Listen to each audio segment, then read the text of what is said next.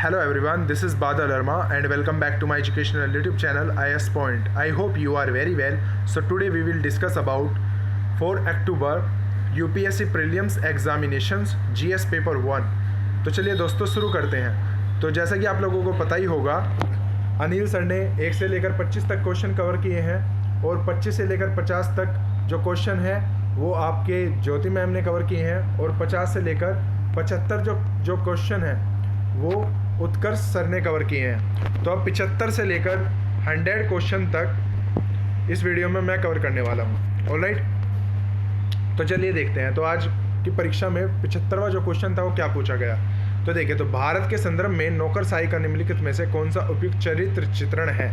तो इसमें 4 ऑप्शन दिए हैं। तो ऑप्शन ए संसदीय लोकतंत्र की व्याप्ति को विस्तार देने वाला अभिकरण, ऑप्शन बी संघीय ढांचे को सुदृढ़ करने वाला अभिकरण, ऑप्शन सी राजनीतिक स्थायित्व और आर्थिक वृद्धि को सुलभ बनाने वाला अभिकरण और लोक नीतियों को कार्यान्वित करने वाला अभिकरण। तो इस क्वेश्चन का ऑप्शन ए जो है वो हमारा राइट आंसर हो जाएगा। तो चलिए अब दूसरा क्वेश्चन देखते हैं, 96 क्वेश्चन। तो देखिए 96 क्वेश्चन क्या है कि भारत के संविधान की उद्देशिका। तो इसमें भी 4 ऑप्शन दिए गए हैं। तो ऑप्शन ए में लिखा है कि संविधान का भाग है किंतु कोई विधिक प्रभाव नहीं रखता। ऑप्शन बी संविधान का भाग नहीं है और कोई विधिक प्रभाव भी नहीं रखती। ऑप्शन सी संविधान का भाग है और वैसा ही विधिक प्रभाव रखती है जैसे कि उसका कोई अन्य भाग। ऑप्शन डी संविधान का भाग है किंतु उसके अन्य भागों से स्वतंत्र होकर उसका कोई विधिक प्रभाव नहीं रखता। तो इसमें ऑप्शन डी जो है हमारा वो राइट आंसर हो जाएगा। तो नेक्स्ट क्वेश्चन देखते हैं। तो स्वर्ण ट्रांस यानी कि रिजर्व ट्रांस निर्देशित करता है। तो देखिए इसमें 4 ऑप्शन दिए गए हैं। तो ऑप्शन ए विश्व बैंक की ऋण व्यवस्था, ऑप्शन बी केंद्रित बैंक की किसी एक क्रिया को, ऑप्शन टी WTO अर्थात वर्ल्ड ट्रेड ऑर्गेनाइजेशन द्वारा उसके सदस्य को प्रदत्त एक साख प्रणाली, और IMF इंटरनेशनल मॉनेटरी फंड द्वारा इसके सदस्य को प्रदत्त एक साख प्रणाली को। तो इसमें हमारा जो है वो आंसर डी जो है वो राइट आंसर हो जाएगा। ऑलराइट, तो चलिए अब 78 क्वेश्चन देखते हैं। तो भारत के संविधान के भाग 4 में अंतर्विष्ट प्रावधानों के संदर्भ में निम्नलिखित कथनों में से कौन सा सही है। तो देखिए इसमें जो है इसमें हमें सही बताना है। तो इसमें 3 जो है कथन दिए गए हैं। तो वे न्यायालयों द्वारा परिवर्तनीय होंगे, और दूसरा कथन है वे किसी भी न्यायालय द्वारा परिवर्तनीय नहीं होंगे, और तीसरा कथन है इस भाग में अधिकथित सिद्धांत राज्य के द्वारा कानून बनाने को प्रभावित करेंगे। तो देखिए नीचे दिए कूट का प्रयोग करके हमें सही उत्तर जो है उसका चुनाव करना है। तो इसमें हमारा जो है इसमें जो हमारा है 2 और 3 यानी कि option D is the right answer. Alright, तो चलिए नेक्स्ट क्वेश्चन देखते हैं। तो अब देखते हैं 79 क्वेश्चन। तो निम्नलिखित कथनों पर विचार कीजिए। तो देखिए इसमें क्या लिखा हुआ है। भारत के संविधान के अनुसार कोई भी एक ऐसा व्यक्ति जो मतदान के लिए योग्य है किसी राज्य के 6 माह के लिए मंत्री बनाया जा सकता है, तब भी जब कि वह उस राज्य के विधानमंडल का सदस्य नहीं है। और कथन 2 दिया गया है लोक प्रतिनिधित्व अधिनियम 1951 के अनुसार कोई भी ऐसा व्यक्ति जो दंडिक अपराध के अंतर्गत दोषी पाया गया है और जिसे 5 वर्ष के लिए कारावास का दंड दिया गया है वो चुनाव लड़ने के लिए स्थायी तौर पर निरस्त हो जाता है, भले ही वह कारावास से मुक्त हो चुका हो। तो इन कथनों में से कौन सा सही है हम लोगों को ये बताना है। तो इसमें जो है न ही तो 1 है और न ही 2। तो इसमें हमारा option D is the right answer. अब देखते हैं नेक्स्ट क्वेश्चन। तो देखिए निम्नलिखित कथनों पर विचार कीजिए। तो कथन देखिए इसमें 3 कथन दिए गए हैं। तो कथन 1 है भारत का राष्ट्रपति ऐसे स्थान पर जिसे वह ठीक समझे तो संसद का वह सत्र आह्वान कर सकता है। ये कथन दूसरा, भारत का संविधान 1 वर्ष में संसद के 3 सत्रों का प्रावधान करता है किंतु सभी 3 सत्रों का चलाया जाना अनिवार्य है। और कथन 3, 1 वर्ष के दिनों को कोई न्यूनतम संख्या निर्धारित नहीं है जब संसद का चलाना आवश्यक हो। तो उपयुक्त कथनों में से कौन सा कथन जो है वो सही है। तो इसमें से हमारा जो राइट आंसर है वो केवल ए हो जाएगा, यानी कि ऑप्शन ए, यानी कि पहला कथन हमारा इसमें सही हो जाएगा। अब नेक्स्ट क्वेश्चन देखते हैं। तो कार्बन नैनो ट्यूबों के संदर्भ में निम्नलिखित कथनों पर विचार कीजिए। तो इनमें 4 कथन दिए हुए हैं। तो इसमें हमें राइट आंसर जो है वो बताना है। तो देखिए, तो इनको मानव शरीर के औषधीय और प्रतिजनों के वाहक के रूप में प्रयुक्त किया जा सकता है। कथन 2, इनको मानव शरीर के क्षतिग्रस्त भाग के लिए कृत्रिम रक्त कोशिका के रूप में बनाया जा सकता है। कथन 3, इसका जैव रासायनिक संवेदकों में उपयोग किया जा सकता है। कथन 4, कार्बन नैनोट्यूब जैव नवीनीकरण यानी कि बायोडिग्रेडेबल होती है। तो उपयुक्त कथनों में से कौन सा सही है? तो उपयुक्त कथनों में से जैसे ऑप्शन ए दिया गया है केवल 1 और 2, ऑप्शन बी केवल 2 और 3 व 4, और ऑप्शन सी केवल 1, 3 और 4, और ऑप्शन डी 1, 2, 3 और 4 यानी कि सभी। तो इसमें जो हमारा ऑप्शन है वो हमारा ऑप्शन हो जाएगा डी। तो D is the right answer. अब देखते हैं नेक्स्ट क्वेश्चन। तो निम्नलिखित गतिविधियों पर विचार कीजिए। तो इसमें गतिविधियाँ 3 प्रकार की गतिविधियाँ दी गई है। तो देखिए, पहली गतिविधि है कि खेत में फसल पर पीड़कनाशी छिड़कना, और दूसरा कथन एक तरीके से जो दूसरी गतिविधि है वो सक्रिय ज्वालामुखियों के मुख्य का निरीक्षण करना, और तीसरी गतिविधि है डीएनए विश्लेषण के लिए उत्प्रेरण करती हुई हैलो के स्वास्थ्य के नमूने को एकत्र करना। तो तकनीकी के वर्तमान स्तर पर उपयुक्त गतिविधियों में से किसे ड्रोन के प्रयोग से सफलतापूर्वक किया जा सकता है? तो केवल 1 और 2 को, केवल 2 और 3 को, केवल 1 और 3 को, और ऑप्शन डी दिया गया है 1 और 2 व 3 को। यानी कि जो हमारा इसमें ऑप्शन हो जाएगा वो हमारा option D is the right answer.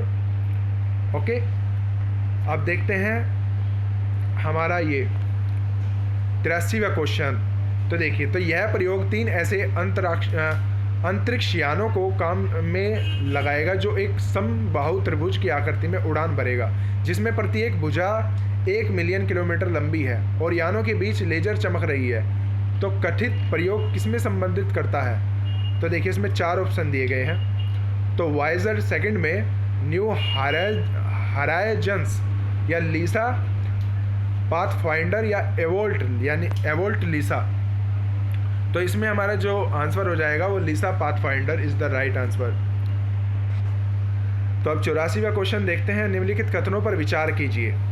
तो इसमें 3 कथन दिए गए हैं जिसके 4 ऑप्शन हैं। तो देखिए, तो भावी माता पिता के अंड या संकराणु उत्पन्न करने वाली कोशिका को आनुवांशिक परिवर्तन किए जा सकते हैं। कथन 2, व्यक्ति के जीनोम जन्म से पूर्व प्रारंभिक भ्रूणीय अवस्था में संपादित किया जा सकता है। कथन 3, मानव प्रेरित बहुशक स्टेम यानी कि प्लूरोपोटेंट स्टीम कोशिकाओं को एक शुक्र भ्रूण अंतःवेशिक किया जा सकता है। तो उपयुक्त कथनों में से कौन सा सही है?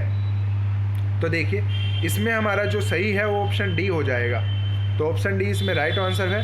तो 85 अब हम क्वेश्चन देखते हैं, यानी कि 85वां अपना क्वेश्चन देखते हैं। तो भारत में न्यूमोकोकल संयुग्मी वैक्सीन जो है के उपयोग का क्या महत्व है? तो इसमें 3 कथन दिए गए हैं। तो ये वैक्सीन नमूनियों के साथ ही तानिका शोथ और सेप्सिक्स के विरोध प्रभावी है। उन प्रतिजैविकों पर निर्भरता कम की जा सकती है जो कि औसत प्रतिरोधी जीवाणुओं के विरुद्ध प्रभावी नहीं है। कथन 3, इन वैक्सीनों के कोई गौण प्रभाव यानी कि साइड इफेक्ट्स नहीं है, और न ही ये वैक्सीन कोई प्रत्युर्जता संबंधी अभिक्रिया यानी कि एलर्जिक रिएक्शन करती है। तो इसमें से हमें बताना है कि कौन सा जो कथन है वो सही है। तो हमें इसमें कथन बताना है। तो इसमें भी 4 ऑप्शन दिए गए हैं। तो पहले ऑप्शन में जैसे आप देख सकते हैं केवल 1, ऑप्शन बी में केवल 1 और 2, और ऑप्शन सी में केवल 3, और ऑप्शन डी में 1, 2 और 3। तो इसमें सभी ऑप्शन जो है वो सही है। तो देखिए, तो अपने नेक्स्ट क्वेश्चन को हम देखते हैं। तो भारत में पब्लिक की इंफ्रास्ट्रक्चर यानी कि पब्लिक की इंफ्रास्ट्रक्चर पदबंध किसके प्रसंग में प्रयुक्त किया जाता है? तो ऑप्शन 4 ऑप्शन इसमें दिए गए हैं। ऑप्शन ए डिजिटल सुरक्षा आधारभूत संरचना, ऑप्शन बी खाद्य सुरक्षा आधारभूत संरचना, ऑप्शन सी स्वास्थ्य देखभाल और शिक्षा आधारभूत संरचना, और ऑप्शन डी दूरसंचार और परिवहन आधारभूत संरचना। तो इसमें जो हमारा राइट आंसर हो जाएगा, तो इसमें हमारा राइट आंसर हो जाएगा ऑप्शन सी स्वास्थ्य देखभाल और शिक्षा आधारभूत संरचना। तो देखिए, अपने नेक्स्ट क्वेश्चन को हम देखते हैं। तो निम्नलिखित कथनों में से कौन सा पादप और प्राणी कोशिकाओं के बीच सामान्य अंतर के बारे में सही है? तो देखिए, तो इसमें 3 कथन जो है वो दिए गए हैं। तो पादप कोशिका की सेल्यूलोज कोशिका भित्तियाँ होती हैं जबकि प्राणी कोशिकाओं में वे नहीं होती। कथन 2, पादप कोशिकाओं में प्लाज्मा झिल्ली नहीं होती जबकि इसके विपरीत प्राणी कोशिकाओं में वे होती हैं। कथन 3, परिपक्व पादप कोशिका में एक वृत्त रसधानी होती है जबकि प्राणी कोशिकाओं में अनेक छोटी रसधानियाँ होती है। तो इसमें 4 कथन दिए गए हैं। तो पहला कथन है केवल 1 और 2, कथन बी केवल 2 और 3, कथन सी केवल 1 और 3 और कथन डी 1, 2 और 3। तो देखिए, तो हमारे 87वां क्वेश्चन है जिसका राइट आंसर हो जाएगा ऑप्शन ए केवल 1 और 2। तो चलिए अब हमारा नेक्स्ट क्वेश्चन देखते हैं। तो निम्नलिखित में से कौन से कारक या कारक वैजिन प्रदूषण उत्पन्न करते हैं? तो स्वचालित वाहन यानी कि ऑटोमोबाइल्स द्वारा निष्कासित पदार्थ, ऑप्शन बी तंबाकू का धुआं, ऑप्शन सी लकड़ी का जलना, ऑप्शन नहीं, कथन 4 रोगन किए हुए लकड़ी के फर्नीचर का उपयोग, कथन 5 पॉलीयूरेथीन से निर्मित उत्पादों का उपयोग। तो इसमें जो हमारे कथन दिए गए हैं तो इसमें हमें राइट आंसर बताना है। तो इसमें पहले ऑप्शन में तो केवल 1, 2 और 3 दिया गया है, ऑप्शन बी में केवल 2 और 4 दिया गया है, ऑप्शन सी में केवल 1, 3 और 4 दिया गया है और ऑप्शन डी में हमारा जो है एक तरीके से 1, 2, 3, 4 और 5 दिया गया है। तो इसमें हमें राइट आंसर बताना है। तो इसमें राइट आंसर हमारा हो जाएगा ऑप्शन सी। तो ऑप्शन सी इसमें राइट आंसर है। अब नेक्स्ट क्वेश्चन देखते हैं। तो देखिए, तो यदि निकट भविष्य में दूसरा वैश्विक वित्तीय संकट होता है तो निम्नलिखित में से कौन सा कार्य नीतियाँ भारत को सबसे अधिक संभावना के साथ कुछ अनुमति प्रदान कर सकती है?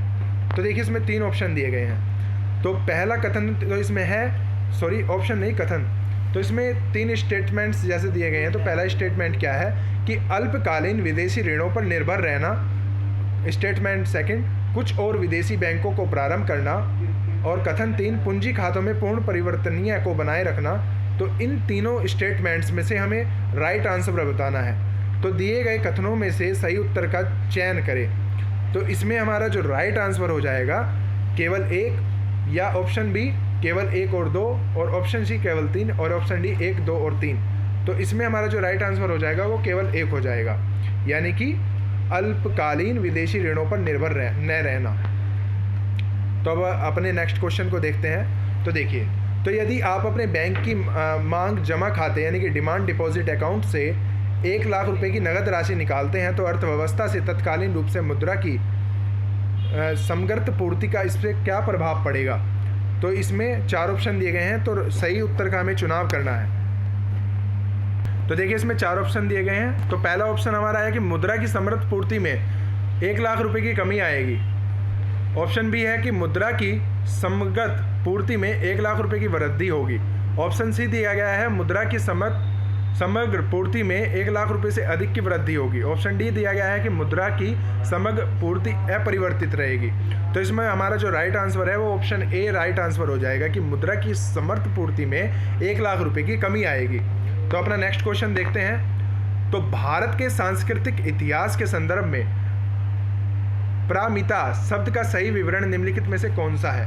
तो इसमें 4 ऑप्शन दिए गए हैं। ऑप्शन ए सूत्र पद्धति में लिखे गए प्राचीनतम धर्मशास्त्र पाठ, ऑप्शन बी वेदों के प्राधिकार को अस्वीकार करने वाले दार्शनिक संप्रदाय, ऑप्शन सी परिपूर्णताएं जिनकी प्राप्ति से बौद्धिस्ट पथ प्रशस्त हुआ, और ऑप्शन डी आरंभिक मध्यकालीन दक्षिण भारत की शक्तिशाली व्यापारिक श्रेणियाँ। तो इसमें हमारा जो राइट आंसर हो जाएगा वो ऑप्शन ए राइट आंसर हो जाएगा कि सूत्र पद्धति में लिखे गए प्राचीनतम धर्मशास्त्र पाठ। तो अब देखते हैं अपना नेक्स्ट क्वेश्चन। तो भारतीय इतिहास के संदर्भ में 1884 यानी कि 1884 का रकमाबाई मुकदमा किस से केंद्रित था, यानी कि किस पर वो केंद्रित था? तो इसमें 3 स्टेटमेंट्स दिए गए हैं। तो पहला स्टेटमेंट्स है कि महिलाओं का शिक्षा पाने का अधिकार, दूसरा स्टेटमेंट्स में दिया गया है कि सहमति की आयु, और तीसरा स्टेटमेंट्स है कि दाम्पत्य अधिकारों का प्रत्यास्थापन। तो सही कूट का इसमें हमें चुनाव करना है, जिसमें 4 ऑप्शन दिए गए हैं। तो इसमें पहला ऑप्शन दिया गया है कि केवल 1 और 2, दूसरा ऑप्शन है केवल 2 और 3, तीसरा ऑप्शन है केवल 1 और 3, और चौथा ऑप्शन इसमें दिया गया है केवल 1, 2 और 3, यानी कि सभी जो कथन है वो एक तरीके से बिल्कुल सही है। तो इसमें हमारा जो राइट आंसर है वो हो जाएगा ऑप्शन बी, यानी कि केवल 2 और 3। तो चलिए अब नेक्स्ट क्वेश्चन देखते हैं। तो निम्नलिखित में से किस कारण से भारत में 20वीं शताब्दी के आरंभ में नील की खेती का ह्रास हुआ? तो ऑप्शन ए, नील के उत्पादकों के अत्याचारी आचरण के प्रति काश्तकारों का विरोध।